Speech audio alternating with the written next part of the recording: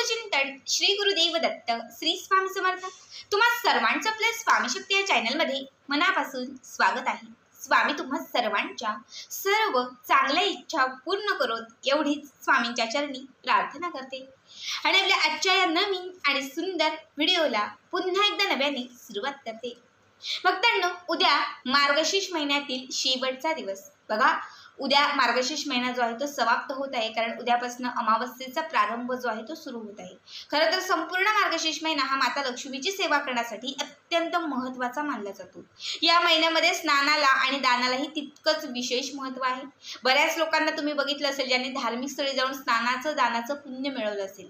आता आपल्यापैकी बऱ्याच लोकांना या धार्मिक स्थळी जाऊन स्नान करता आलं नसेल किंवा ते जे पुण्य आहे ते मिळवता आलं नसेल। मी त्याच्यासाठी तुम्हाला प्रत्येक गुरुवारचे असंख्य उपाय सांगितलेले आहेत की घरच्या घरीच अंघोळीच्या पाण्यात स्नानाच्या पाण्यात या काही वस्तू घाला आणि त्या वस्तू घालून तुम्ही स्नान करा। धार्मिक स्थळी जाऊन जे तुम्ही स्नानाचं पुण्य मिळवाल तेच पुण्य तुम्हाला तुमच्या घरीच लाभेल। बघा, उद्या अमावस्या देखील आहे। अमावस्येचा दिवस हा नकारात्मकतेचा नाश करण्यासाठी, घरामध्ये असलेली जी इडापिडा आहे ती संपवण्यासाठी, दारिद्र्य जे आहे त्या दारिद्र्याचा नाश करण्यासाठी अमावस्येचा दिवस हा विशेष महत्त्वाचा मानला जातो। आता उद्या अमावस्या आणि गुरुवार दोनही शुभयोग एकाच दिवशी आल्याने उद्याचा जो खरं तर योग आहे तो अत्यंत दुर्मिळ आणि महत्त्वाचा आहे। उद्याच्या दिवशी आपल्याला अंघोळीच्या पाण्यात, स्नानाच्या पाण्यात या काही गोष्टी घालायच्या आहेत आणि या गोष्टी घालून स्नान करायचं आहे।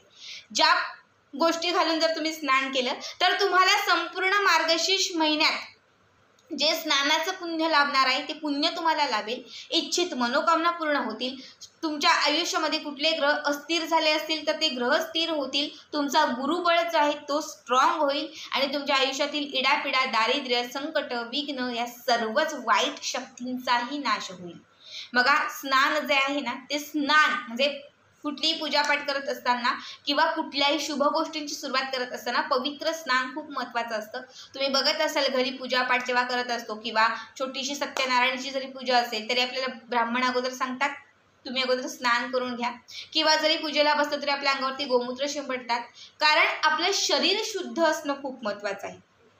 शरीरावरती असलेली जी इडापिडा, नजरबाधा असेल, कुठलीही वाईट शक्ती जर आपल्या शरीराच्या अवतीभोवती वास करत असेल त्या सगळ्या वाईट शक्तींचा नाश होणं खूप महत्त्वाचं आहे। आता उद्या अमावस्या आहे। अमावस्येच्या दिवशी तुम्हाला या काही वस्तू घालून स्नान करायचं आहे। ज्या वस्तू घालून स्नान केल्याने तुमच्या आयुष्यातील सर्व संकट, विघ्नांचा नाश होईल, तुमच्या इच्छित मनोकामना पूर्ण होतील, तुमचा गुरुग्रह जो आहे तो मजबूत होईल, ज्यामुळे तुमच्या आयुष्यातील सर्व अडथळे जे आहेत ते अडथळे संपून जातील।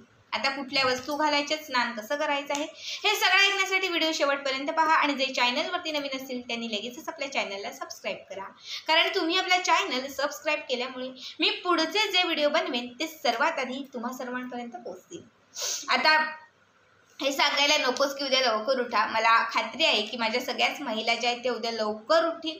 उद्याच्या दिवशी आपल्याला 5:30च्या मध्ये त्याच्या अगोदर उठला तर अत्यंत उत्तम आहे, पण कमीत कमी 5:30 पर्यंत तरी उठायचं आहे, कारण आपल्या मार्गशीर्ष महिन्यातील गुरुवाराचं उद्यापन देखील आहे। ठीक आहे, लवकर उठल्यानंतर जेव्हा तुम्ही उठाल तर उठल्यानंतर दोनही हात एकमेकांच्या हातावरती घासून संपूर्ण ऊर्जा शरीरामध्ये निर्माण करायचे आहे। माता लक्ष्मीचं स्मरण करायचं आहे, ब्रह्मांडासोबत बोलायचं आहे, इच्छित मनोकामना पूर्ण करण्यासाठी ब्रह्मांडाला विनंती करायची आहे, भूमी मातेला नमस्कार करायचा आहे आणि मग त्यानंतर तुम्हाला स्नानासाठी बाथरूममध्ये जायचं आहे। जेव्हा अंघोळीसाठी तुम्ही बाथरूममध्ये जाल तेव्हा अंघोळीच्या पाण्यामध्ये सगळ्यात पहिली गोष्ट जी टाकायची आहे ती म्हणजे गोमूत्र। थोडंसं गोमूत्र घालायचं आहे, थोडंसं गंगाजल, एक अर्धा चाकण गोमूत्र घाला, अर्धा चाकण गंगाजल घालायचं आहे, चिमूटभर हळद घालायची आहे। उद्या गुरुवार आहे आणि गुरुग्रह स्ट्रॉंग होण्यासाठी तुम्हाला हळदीचा जो उपाय आहे तो अत्यंत प्रभावी असतो। बघा, अमावस्येच्या दिवशी नाही किंवा एरवी जरी नाही, पण गुरुवारच्या दिवशी बाकी काही नाही जमलं तर फक्त हळद घालून जर अंघोळीच्या पाण्यात तुम्ही जर हळद घातली आणि स्नान केलं तर तुमच्या आयुष्यामध्ये असंख्य अडथळे दूर होतील। कायम तुमच्यावरती गुरूंची कृपा राहील। तर गुरुवार आणि अमावस्या उद्या दोनही योग आहेत, त्यामुळे चिमूटभर हळद घालायची आहे। पुन्हा एकदा सांगते, हळद, गोमूत्र, गंगाजल या 3 वस्तू घातल्या की त्यानंतर 7 अख्खे उडदाचे दाणे, काळ्या उडदाचे जे दाणे असतात ते 7 उडदाचे दाणे तुम्हाला याच्यामध्ये घालायचे आहेत। 2 अख्ख्या फुलवाल्या ज्या असतात लवंगा, त्या लवंगा तुम्हाला घालायच्या। नंतर थोडंसं खड्यांचं मीठ घ्यायचं आहे आपल्या हातामध्ये आणि हे मीठ स्वतःवरून तुम्हाला असं उतरवायचं आहे। स्वतःच्या डोक्यावरून हे उतरवत तुमची जी इच्छित मनोकामना असेल, जी पूर्ण होण्यासाठी तुम्ही हा उपाय करत आहात, तर ती इच्छा तिथे व्यक्त करायची आहे। त्यानंतर हे जे मीठ आपण घेतलेलं आहे हे त्या अंघोळीच्या पाण्यामध्ये घालायचं आहे. हे सर्व मिक्स करायचं आहे. हे सर्व मिक्स केल्यानंतर त्या पाण्याने शुद्ध आपल्याला उद्याच्या दिवशी स्नान करायचं आहे. स्नान करत असताना भगवान श्री विष्णूचं स्मरण करू शकतात, माता लक्ष्मीचं स्मरण करा किंवा मग श्री स्वामी समर्थ, श्री स्वामी समर्थ, श्री स्वामी समर्थ या मंत्राचा जप करा. बघा, उद्या मार्गशीर्ष महिन्यातील शेवटचा गुरुवार आहे. उद्याच्या दिवशी आपल्याला उद्यापन करायचं आहे.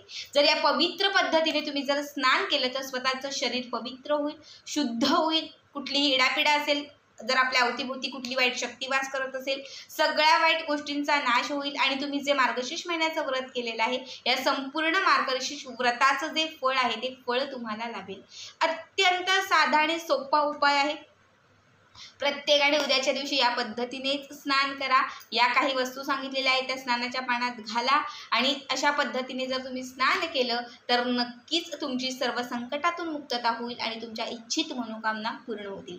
बघा, उद्याच्या दिवशी उद्यापन कसं करायचं आहे याबद्दलची जी माहिती आहे ती मी ऑलरेडी मागच्या व्हिडिओमध्ये सांगितलेली आहे. तरीही सांगते, उद्या दिवसभरात कधीही तुम्ही उद्यापन करू शकता. शक्यतो 2च्या नंतर संध्याकाळी 6-6:30 पर्यंत उद्यापन करा. जे लोक अमावस्या खूप कटाक्षाने पाळतात, उद्याची अमावस्या मार्गशीर्ष अमावस्या आहे, अत्यंत पवित्र अमावस्या आहे, त्यामुळे अजिबात अमावस्येचे नियम पाळायचे नाहीत. मी स्वतः 3:30 ते 4च्या दरम्यान उद्यापन करणार आहे. पण तरीही तुम्ही जर अमावस्या पाळत असाल ना, तुम्हाला जमतच नसेल की ताई माझी सासू आई नाही ऐकत, मग 5:30 नंतर 5:30 ते 6:30 7:30च्या दरम्यान उद्यापन करा किंवा मग दुपारी 3:30 पासून 7:30च्या दरम्यान तुम्ही उद्यापन केलं तरीही चालेल. आपल्याला उपवास म्हणजे व्रत करायचं आहे. 1 सवासीन असेल, 3 असतील, 5 असतील, 7 असेल, जेवढ्या मिळतील. असं अजिबातच नाही की 7च पाहिजेत, 5च पाहिजेत. बऱ्याच लोकांचा हा चुकीचा समज आहे. 1 भेटेल तर 1 घ्या, 5 घ्या, 7 घ्या. जेवढ्या सवासनी भेटतील त्या सवासनींना तुम्हाला उद्याच्या दिवशी पूजायचं आहे. आता वाण काय द्यायचं आहे ते ऑलरेडी सांगितलेलं आहे. तर एक छोटंसं भांडं काय असेल ते देऊ शकतात, पण आवर्जून एक नुसतं फूल किंवा हळद कुंकू त्यांना लावायचं आहे. ज्यांची परिस्थितीच नाही की त्या आम्ही काहीच देऊ शकत नाही, त्यांनी फक्त सवासींना हळद कुंकू लावा. एक फूल आणि एखादं केळं म्हणजे एखादं फळ जे शक्य असेल ते तुम्ही दिलं तरीही तुम्हाला व्रताचं जे फळ आहे ते लाभून जाईल. अत्यंत साध्या सोप्या पद्धतीने उद्यापन कसं करायचं हे सांगितलेलं आहे. मागच्या व्हिडिओमध्ये जाऊन तुम्ही चेक करा आणि त्याच पद्धतीने उद्याच्या दिवशी आवर्जून उद्यापन करा. आजचा हा व्हिडिओ कसा वाटला कमेंट करा आणि पुढचे व्हिडिओ पाहण्यासाठी चॅनलला सबस्क्राईब करा. श्री स्वामी समर्थ. जय जय स्वामी समर्थ.